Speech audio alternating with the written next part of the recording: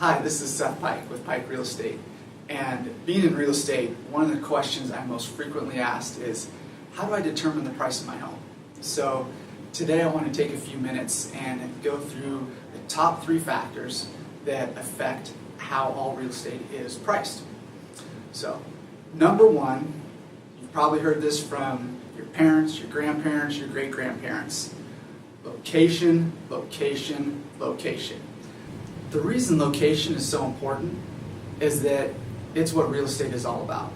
Even the word real estate, the first part of it comes from the fact that it is the only estate that's real. So a home on any piece of property is not near as important as the ground that the home sits on. So you can take that ground and move it somewhere else and it's no longer that piece of property.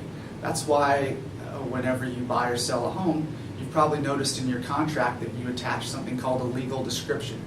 That is the description describing where that home sits on the earth. And where a home sits on the earth affects the value of the property a lot more than just about anything else.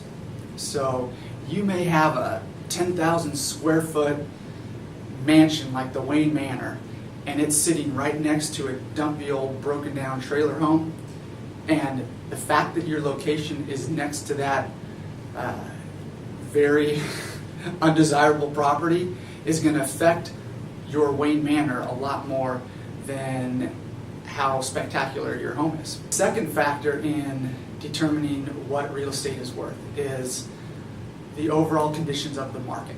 So, is it a buyer's market? Is it a seller's market? Is it somewhere in between? What time period are you at in the market? So what your neighbor's home sold for 5 years ago really doesn't affect the value near as much as what your other neighbor's home sold for a couple months ago. So we want to look at the timing of the market, the current market conditions. There's several factors that go into this. We're looking at what homes have sold, what homes are actively on the market, and what are the prices of those other homes that are selling. And what we want to know is the most recent timing possible. Usually we go back about 6 months in time for sales, but sometimes you need to go back a little bit further. The point of the market timing is, though, the further you get away from what's happening right now, the less accurate it is. Okay, moving on to factor number 3. Number 3 is the condition of the property. So we've got location, market timing, and then last but still very important is the current condition of the property that we're trying to value or price out. So the best analogy for this is, have you ever sold a car to a dealership? Maybe you've traded in your car to get a new car, and the dealership goes ahead and they recondition that car, they clean it up, they spend hours cleaning every nook and cranny, and maybe you go back a couple days later and you see your car on the car lot, the exact same car you traded in, and it looks like almost a different car because they've spent so much time detailing it out and cleaning it up just to perfection. The reason is, when any potential buyer walks through your home, they're going to see maybe that window with the blown seal or the trim with a little bit of rot on it, and the first thing that goes through their mind is, I wonder what else is not in great condition. You don't want buyers thinking that. You want them thinking, wow, this home is in excellent condition.